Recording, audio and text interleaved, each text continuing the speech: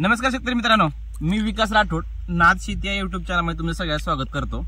आज आपण चर्चा करणार आहे की विल्ट मर रोग काय येतो आणि काय केलं न आलं पाहिजे यावरती आपण सविस्तर चर्चा करणार आहे। जर तुम्ही नवीन असाल तर चॅनलला सबस्क्राइब करून घ्या, कारण आपण वारंवार सांगतो आणि जेवढे तुम्ही शेतकरी व्हिडिओ बघताय तुम्ही इतर शेतकऱ्यांपर्यंत वाढवा।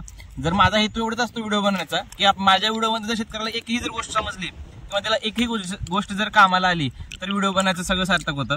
तर शेतकरी मित्रांनो, आज आपल्याला चर्चा करायची आहे की विल्ट मर रोग काय येतो। आता साधारणतः हा प्लॉट आहे जवळपास 20 दिवसाचा, सेटिंग स्टार्ट आहे आणि आपण पुढच्या काय नियोजन करतोय ते पण तुम्हाला चर्चा करणार आहे। आपण आता विल्ट बद्दल आज आपण गमी स्टेम ब्लाइट आणि विल्ट मध्ये दोन प्रकारचे विल्ट असतात, एक फ्युजेरियम विल्ट आणि एक बॅक्टेरियल विल्ट।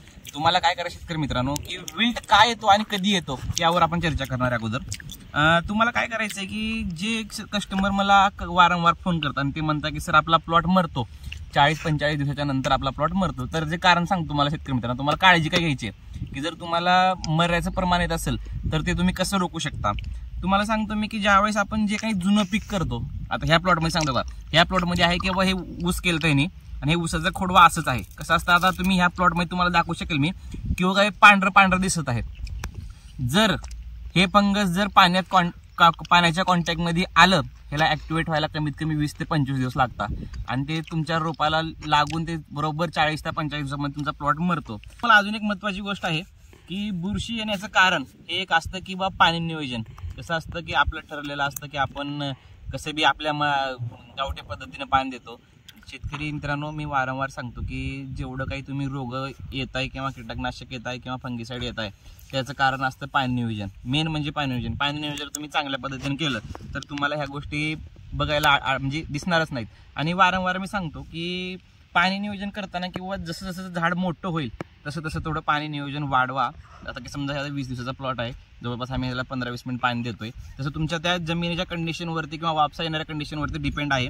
आणि विशेष म्हणजे तुम्हाला अजून एक गोष्ट सांगायची आहे की जसं जसं पाणी झाडं वाढल तर तुम्ही म्हणसाल की सर सेटिंगमध्ये पाणी कमी करावं लागतं। हा, सेटिंगमध्ये पाणी कमी करावं लागतं, पण एवढं पण कमी करू नका की त्या झाडावरती स्ट्रेस बसेल। आपण सेटिंगमध्ये पाणी कमी करण्याचं कारण काय असतं की बाबा हे आता इथं समजा बघा तुम्ही, इथं कलिंगड लागलंय बरोबर, हे कलिंगड लागलं तर आपण पाणी का कमी करतो की पुढे वाढू नये, पाठीमागे सगळे फुलं ओपन व्हावं आणि व्यवस्थित परागीभवन व्हावं। पाणी कमी करायचं सेटिंगमध्ये असं काही लॉजिक नाहीये की बाबा त्याला ऑटोमॅटिक कलिंगड लागतं, असं काही नसतं। फक्त जे काही गोष्टी लागल्यात त्या आपण फक्त पाणी कमी करून टाईमवर सगळ्या गोष्टी फुलं ओपन होऊन फक्त परागीभवन होऊन कलिंगड लागावं। आणि विशेष म्हणजे ज्यावेळेस आपला प्लॉट 40-45 दिवसामध्ये येतो त्यावेळेस कसं कलिंगड लागलेलं असतं, पाण्याचं म्हणजे फुटवा पण जास्त झालेला असतो, त्याला खायला पण खूप लागतं।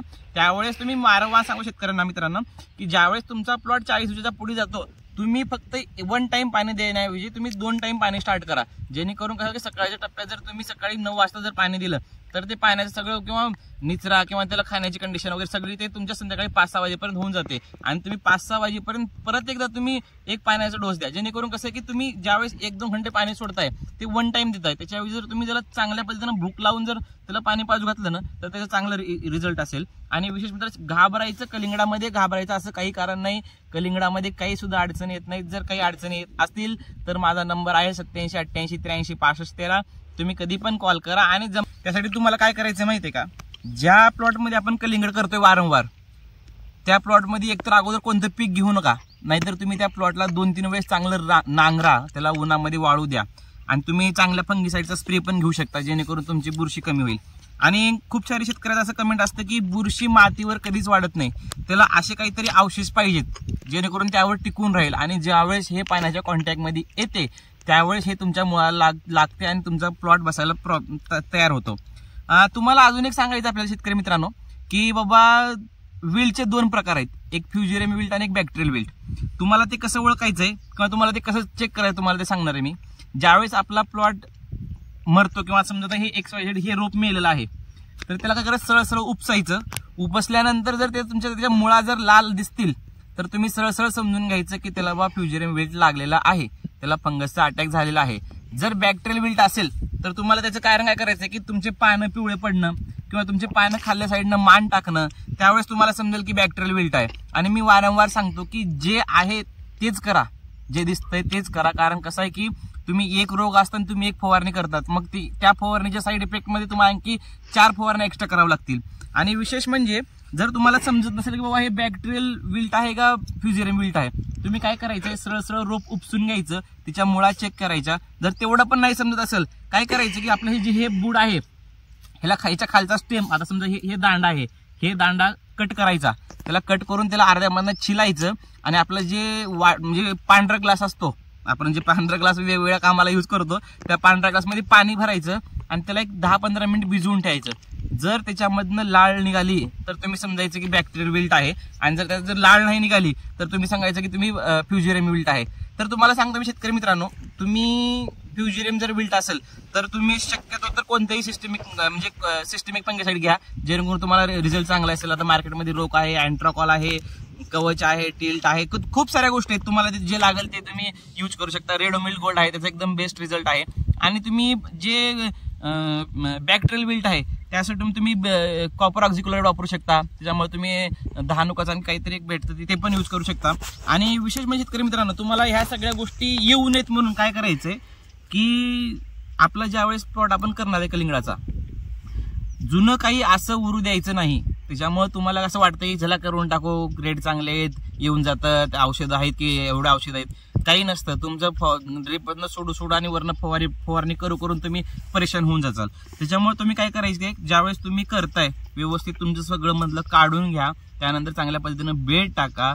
परत मी पण सांगतो की वारंवार मल्चिंग टाकल्याच्या नंतर 2 दिवस होल मारू नका, म्हणजे मधली बुरशी असलेली सगळे गुदमरून मरते. आणि विशेष रोपं मरायचं कारण हे विल्डिंगच एवढं काही नसतं, त्यात पण खूप काही गोष्टी आहेत की तुमच्या रोपाला खाली किडे लागलेत का, मुंग्या लागलेत का, ते पण बघून घ्या. जर तुम्हाला तसं काय वाटत असेल त्यामुळे आधी ड्रिपमधनं इन्सेक्टिसाइड सोडून घ्या. आणि तुम्ही शक्यतो तर तुम्ही ज्यावेळेस रोपं लावता तर तुम्ही पहिल्या 2 ड्रिंचिंग मध्ये तुम्हाला एक चांगलं बुरशीनाशक, तुम्ही जमलं तर बिंदास रोको घ्या, नाहीतर तुम्ही रोडोमिल घ्या. आणि तुम्ही कीटकनाशकासाठी तुम्ही बिंदास ड्रिपमधनं रिजेंट यूज करा, जेणेकरून तुम्हाला काही अडचण येणार नाही. आणि अजून काही बोलायचं असेल शेतकरी मित्रांनो, तर तुम्हाला याबद्दल, हे प्लॉट जवळपास 20 दिवसाचा आहे आणि बुरशी ही लगेच दिसून येत नाही, ह्या बुरशीला खूप टाइम लागतो. आणि तुम्हाला मी याच्यावरती रामबाण उपाय सांगणार आहे. तुम्ही दुसरं काहीच करायचं नाही की लिक्विडमधलं ट्रायकोडर्मा घ्यायचा 1 लिटर, आणि त्यानंतर तुम्ही 2 किलो गुळ घ्यायचं, 200 लिटर पाण्यासाठी सांगतो मी तुम्हाला. हे तुम्ही चांगलं, जेवढं जुनं गुळ असेल तेवढं चांगले रिझल्ट असतात. हे दोन्ही मिक्स करून घ्यायचं, त्याला 1-2 घंटे ठेवायचं, मग नंतर परत हलवून घ्यायचं. जर ते चांगले बुडबुडे किंवा जर फेस आलं ना तर त्यावेळेस तुम्ही सोडू शकता. शेतकरी मित्रांनो, अजून एक तुम्हाला बोलायचं राहिलं की आता मला एक कस्टमरने कॉल केले होते, ते तुम्हाला गमी स्टेम ब्लायबीड सांगतो मी की त्याचा प्रादुर्भाव कसं होतो आणि त्याला रोखण्यासाठी काय करायचंय. की तुमच्या ज्या वेली आहेत त्या वेली क्रॅक होऊन मध्ये गम जमा होतं. जर तुम्ही क्रॅक होईपर्यंत जर झोपला असाल तर तुम्ही तशा गोष्टी करू नका. तर तुम्हाला सांगतो मी, जर तुम्ही अर्ली स्टेजमध्ये असेल तर तुम्ही त्याला बोरानची डिफिशियन्सी पण म्हणू शकता, किंवा त्याला त्या गोष्टीचं तुम्ही खालनं ड्रिपमधनं बोरान सोडा, वरनं कॅल्शियमचा स्प्रे करा जर कमी मध्ये असेल.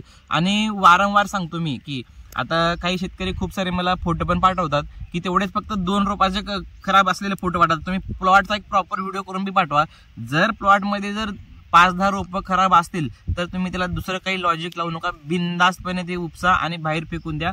आणि तुम्ही ते कसल्या प्रकारची बुरशी आहे किंवा बॅक्टेरियल आहे का फ्युजेरियम आहे ते चेक करून तुम्ही त्याला त्या पद्धतीने एक फंगिसाइड सोडून घ्या, जेणेकरून तुम्हाला काही प्रॉब्लेम येणार नाही. आणि विशेष म्हणजे बोलायचं राहिलं शेतकरी मित्रांनो, तर गमी स्टेम ब्लाइट बद्दल तुम्हाला मी सांगतो की क्रॅकिंग येते, मध्ये गम तयार होतो, त्याच्यामुळे तुम्हाला त्याच्या बरोबर हळूहळू त्याचा प्रादुर्भाव असा होतो की वेल सुकल्या जातात. आणि गमी स्टेम ब्लाइट हे कधी पण जमिनीच्या खालच्या साईडला नाही वरच्या साईडला येतं, किंवा आता समजा ही मल्चिंग आहे, त्या मल्चिंगच्या वरच्या इथल्या ह्या स्टेम मध्ये येतं, त्याला क्रॅकिंग होते. त्यासाठी तुम्हाला रामबाण उपाय सांगतो की बोरॉन कॅल्शियमचे वारंवार ड्रिपमधनं मी सांगतो, कॅल्शियम नायट्रेट आणि बोरॉन, मॅग्नेशियम सल्फेट आणि झिंक तुम्ही मायक्रोन्यूट्रियनचा टाइमच्या टाइमवरती यूज करा, जेणेकरून तुम्हाला प्लॉटमध्ये काही अडचण येणार नाही. आणखी जर तुम्हाला काही अडचण येत असेल तर माझा नंबर आहे 8788836513. आणि जर चॅनलला नवीन असाल तर सबस्क्राईब करून घ्या, कारण असा ही प्लॉट आता माझ्या कन्सल्टन्सी खाली आहे, मी स्वतः बघतो प्लॉट आहे. असं नाही की आम्ही आमच्या चुका काही लपवून ठेवतोय, पण तसं असं काही नाही की जर माझ्या प्रत्येक दिवसाला एक व्हिडिओ असतो किंवा कलिंगडवर असा किंवा इतर कोणत्याही गोष्टीवर असू द्या, पण तुम्हाला जर त्या व्हिडिओमधनं जर नवीन एकही गोष्ट जर शिकायला मिळाली, कारण प्रत्येक प्लॉटमध्ये ॲज इट इज शेड्यूल किंवा ॲज इट गोष्टी नसतात कधी पण, प्रत्येक प्लॉटमध्ये वेगवेगळे चेंजेस करावे लागतात, किंवा फंगिसाइड आहे, इन्सेक्टिसाइड आहे, किंवा खताचा डोस चेंज करावा लागतो. त्यासाठी मी सांगतो की तुम्ही व्हिडिओ शेवटपर्यंत बघत चला, कारण 5-10 मिनिट बघितल्यानं काय तुमचं काही नुकसान होणार नाही. आणि जेवढे काही कलिंगड उत्पादक शेतकरी आहेत तोपर्यंत हा व्हिडिओ पाठवा, जेणेकरून त्यांना खूप सारं मदत होईल. आणि जोपर्यंत शेतकरी शेतकऱ्याची मदत करत नाही, मी वारंवार सांगतो, जोपर्यंत शेतकरी शेतकऱ्याची मदत करणार नाही तोपर्यंत शेतकरी पुढे जाणार नाही. धन्यवाद शेतकरी मित्रांनो.